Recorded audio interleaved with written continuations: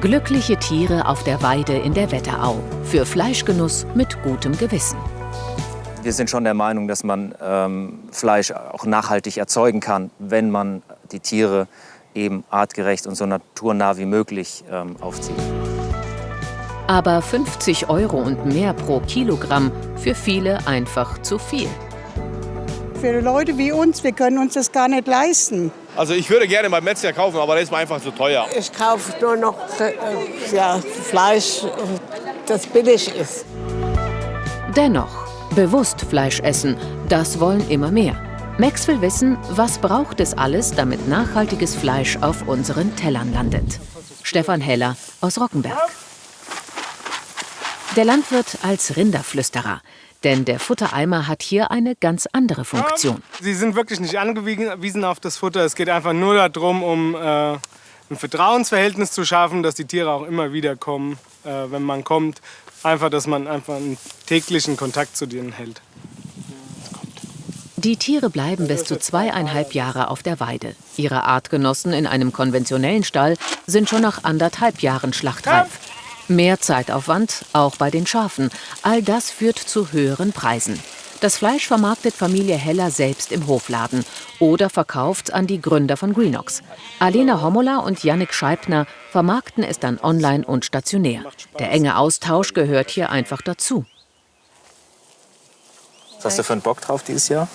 Ja, wir haben jetzt wieder mit Texel gekreuzt, um einfach auch ganz gute Schlachtkörper dann zu erzeugen. Da habt ihr ja mal gute Erfahrungen bisher mitgemacht. Genau, und hatten auch wirklich wenig Probleme während dem Lammen. Ja. Wenn es den Tieren gut geht, profitiert am Ende auch der Mensch. Davon sind hier alle überzeugt und wollen es besser machen als beim konventionellen Fleisch.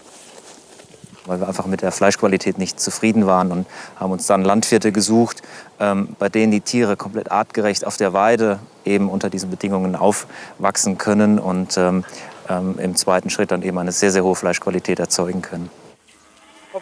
Nachhaltig, natürlich, artgerecht. All das kein reines Wortgeklingel für Verbraucherschützer Armin Vallee.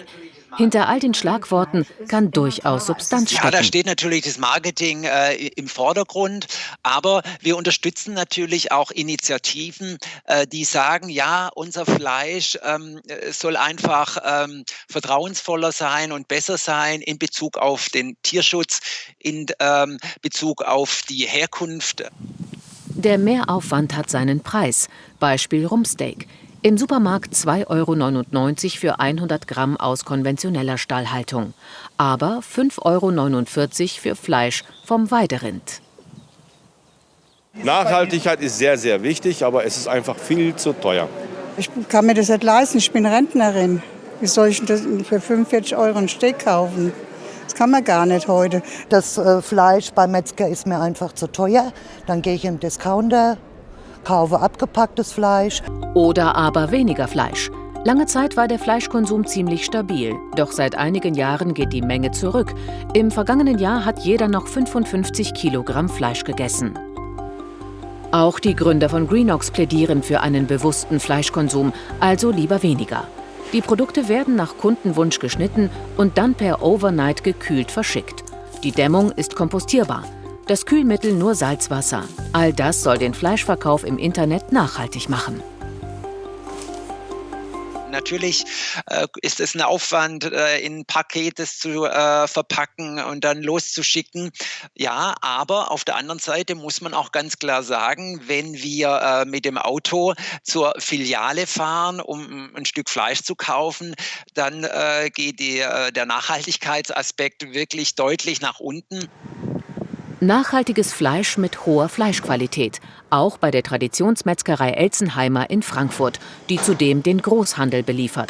Für Top-Qualität zählt für Inhaber Sven Elzenheimer neben Rasse, Aufzucht und Futter vor allem kurze Wege.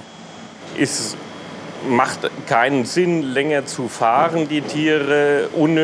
Hat unnötigen Stress für die Tiere. Das gibt Hormonausschüttungen und veränderten pH-Wert.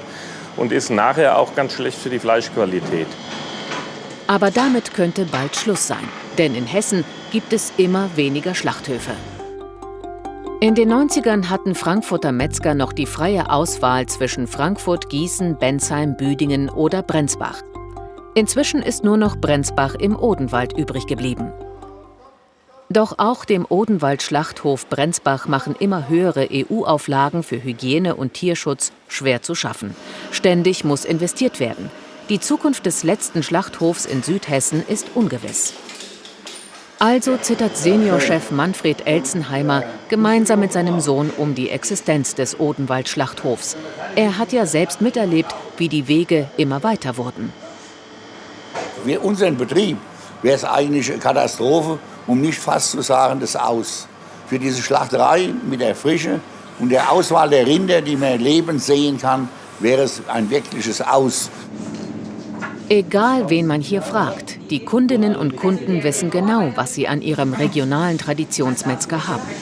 Ich weiß, wo es geschlachtet wird, also im Odenwald. Wir haben es auch mal besichtigt. Also es wäre sehr schade, wenn der Schlachthof zumachen müsste. Es ist natürlich wichtig, dass das alles hier in der Nähe bleibt und auch dann hier vor Ort direkt verkauft wird. Nähe zum Kunden, das will auch Greenox. Onlinehandel ist das eine. Aber schon jetzt gibt es Geschäfte in Wiesbaden und wie hier in Bad Nauheim. Weitere Standorte sind geplant. Denn wie Adelheid Höche denken immer mehr übers Fleisch.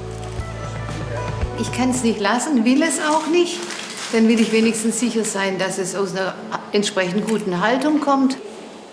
Denn weniger ist mehr. Dem stimmen sicherlich auch die Tiere auf der Weide zu.